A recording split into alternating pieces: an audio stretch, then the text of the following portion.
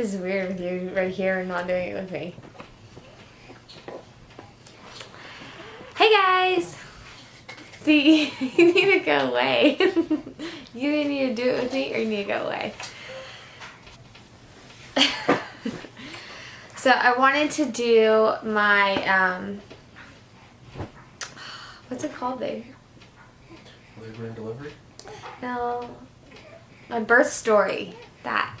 I wanted to talk about my birth story because we showed a lot of it, and I'm in my bedroom feeding and it's almost bedtime, but I wanted to get this done so I could edit it and get it up. But there was a lot that wasn't said as well, so I just wanted to kind of like go about how our day went. So we got to the hospital and my husband's packing to leave for the week, so if you see me looking, I'm looking at him. But we got to the hospital at 6 a.m. I was induced, and I was induced, if you want to know why, you can watch the other ones. But we got there at 6 a.m. and they started Pitocin immediately, and the doctor was going to make her rounds around 7:30, and she was going to break my water. At that point going in, we thought we were 2 centimeters dilated, and thought, okay, so she's going to break the water. It's going to be kind of quick and smooth sailing. There was another girl who came in around the same time as me, or actually the exact same time as me, and she was induced as well. So by the time the doctor came in, if you've watched the videos, she couldn't break my water because my cervix was so high. So every time in the labor and delivery video that I kept saying it was high and she had trouble finding it, we're talking about my cervix being so high. Because it shifted at some point in time in my 3rd trimester. We went to the hospital for it. If you watched any of my updates, my pregnancy updates, I talk about it in there because we did go to the hospital on Patrick's birthday because it was giving me contractions, but it ends up being my cervix like shifted and she was sitting on a nerve. But, so it stayed high after that, and I didn't know your cervix could move, but it shifted up. It's very painful, and those checks are not fun because they have trouble finding them, so those are never enjoyable. She's very loud, I'm sorry. But, it was too high, and then she said I was like a very generous one, which shocked us. So she couldn't break my water. So Pitocin was just increasing, and she came back around lunchtime, which was around noon, and she was able to break it at that point in time.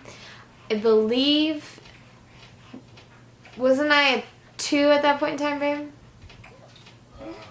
I think I was dilated at 2 around lunchtime, and she was able to pop my water, and What? my water, and things started progressing. I remember when they put my Pitocin, I want to say at like a 15, the nurse came in, she was like, she said, wow, you're like, what'd she say about me? You're like powering through this Pitocin, or like something like that. And I remember asking her, oh, do people normally get an epidural at this point in time? And she said usually around 9, but it just depends on the person.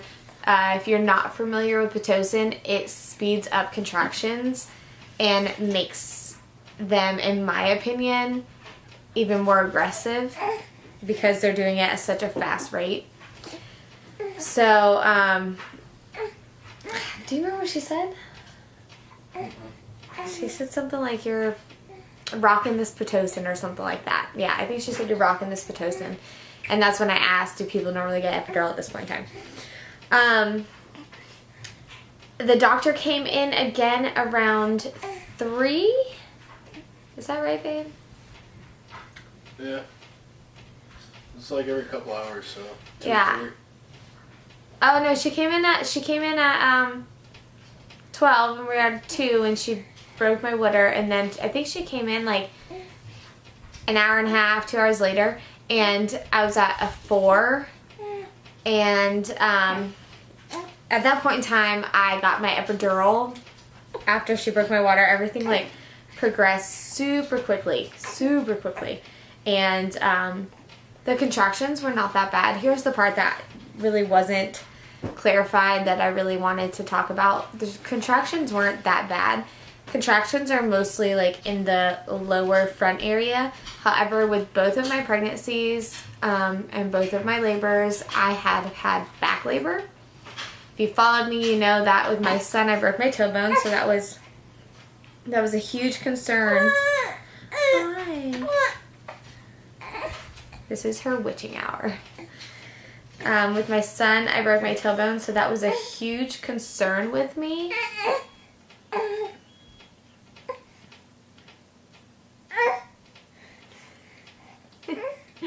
That was a huge concern, again, because it was so painful, and I had an epidural with my son, but the epidural really did not do anything to help with the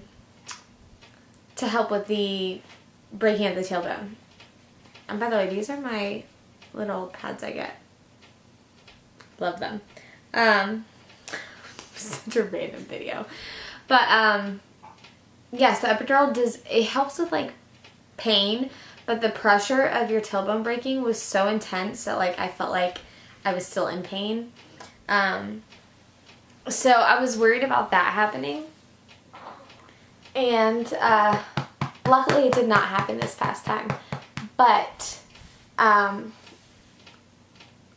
still had the back labor.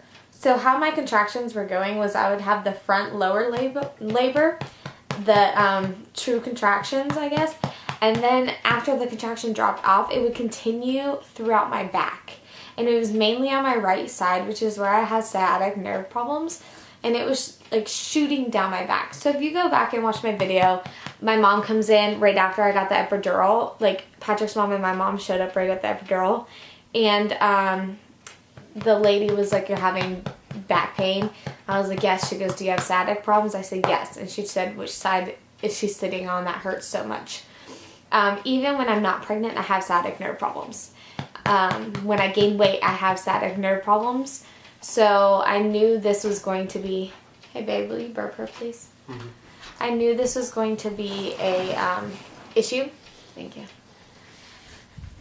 And it was so painful.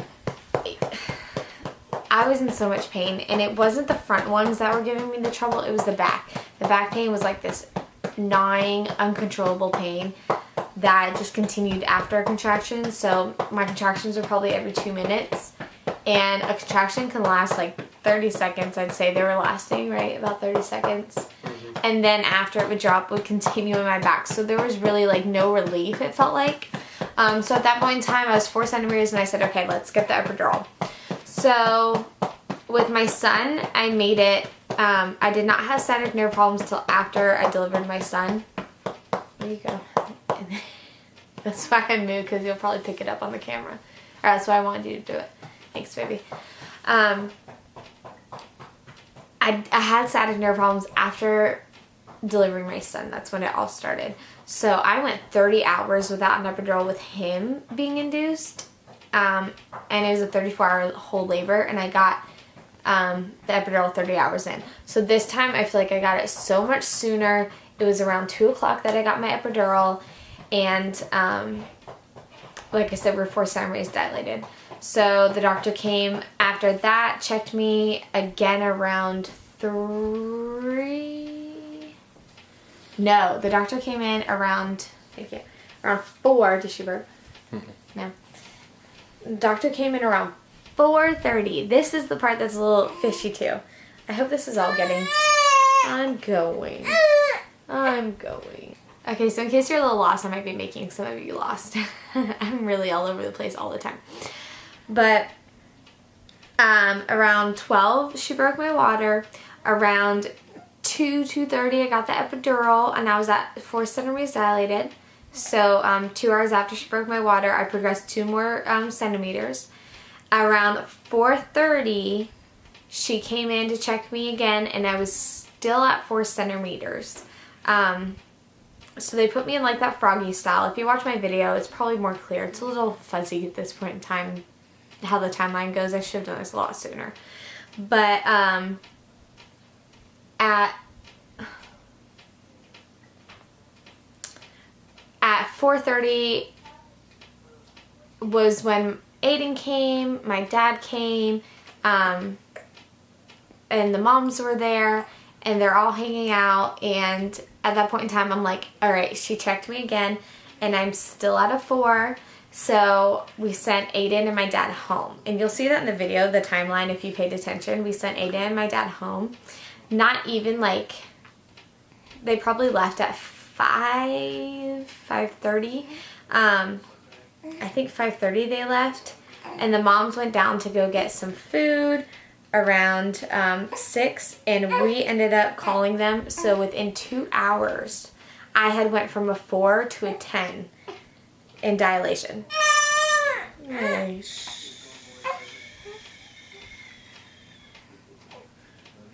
Witching hour. She does like that thing. She doesn't want to eat. She wants to eat, but it hurts because of the reflux. So from 4:30 to 6:30, I progressed from a 4 to a 10. And Aiden and my dad had only been gone like an hour before we called them right back. Like immediately right back. The moms were downstairs getting some food, some dinner. And Patrick tried calling them because it progressed so quickly at that point in time. From the doctor just being there and saying, you haven't progressed any further. She went home to her family and had dinner. And we had to interrupt her dinner because it just happened so quickly. I'm still shocked to this day, like how fast I went from a 4 to a 10. And it was just this pressure, and it was like you have to poop, but you don't want to push because you know that's not what you're supposed to do. So I called the nurse in around 6:30. And I said, I'm feeling all this pressure. And she goes, well, is it just when you're getting a contraction? I was like, yeah, but it's a different kind of pressure. So another probably half an hour had went by, and I was like, get the nurse again. Maybe not even half an hour, probably like 10 minutes went by. And I was like, get the nurse again. Like, I can't, like, this pressure is intense. I cannot hold it anymore. And that's when they checked me and they called the doctor and stuff. So it was at 6:30 that the pressure started, and then 10 minutes later I was like, no, get her back in here. It's not right. Something's not right. So the doctor came and got there at 7 o'clock, and I pushed from 7 to 7:33, and then sweet Presley girl showed up, and it was just so quick. It was ridiculous how fast I progressed, and I'm just still in awe by all of it. I'm losing all of my train of thought. I feel like there was something else I wanted to tell you guys. I might redo this video. But yeah, so, babe, is that about it? I feel like my mind's all over the place. So we called Aiden and my dad back, and everything just went shoo. But yeah, this pressure was ridiculous. And we did like a practice push before the doctor got there, and Patrick almost passed out. Like, he started getting pale, and I looked at him and said, you okay? And he goes, no, I think I'm gonna pass out. And I thought he was kind of kidding. And then the nurses are like, you need to sit down. Do you need a juice box? Like, you need to sit down. It was a practice push. Like, the doctor wasn't even there yet. I didn't even like fully push, and he was already like about to pass out on me. But he pulled himself together and was a trooper after that and helped me through everything. Yeah, I worked so hard during that. Yeah, you worked so hard. My battery's about to die. I might redo this video. This is a hot mess. Yeah, you're all over the place. I am all over the place. I'm always all over the place. But when we started pushing, it was just so quick, but I felt like I was going to pass out pushing. You forget what it's like. But you have to really grind down, and like you feel like your head's about to explode at some point in time, and like things start going black, and they put the mask on me, the breathing mask, and I had that with Aiden too, and I had a temperature, so you'll see them kind of going over that in the video as well. But I guess that's it. we have this precious angel now. And that's kind of how my labor and delivery went. Just from 0 to 300. That's kind of how that went. But yeah, I guess that's it. So until next time, you guys, I will talk to you later. Bye.